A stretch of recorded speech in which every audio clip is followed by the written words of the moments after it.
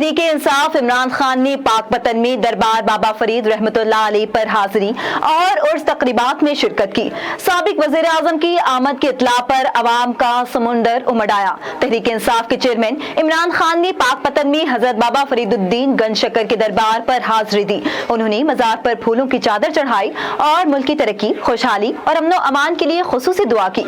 उनकी आमद की इत्तला पर जिले सदर तहरीके इंसाफ रियाज अरशद न्याजी की क़यादत में कारकुनान की बड़ी तादाद दरबार पर पहुंच गई और इमरान खान का इस्तकबाल किया। इमरान खान के हमरा डॉक्टर शहबाज गिल भी मौजूद थे। पुलिस की जानिब से सिक्योरिटी के सख्त इंतजाम किए गए थे।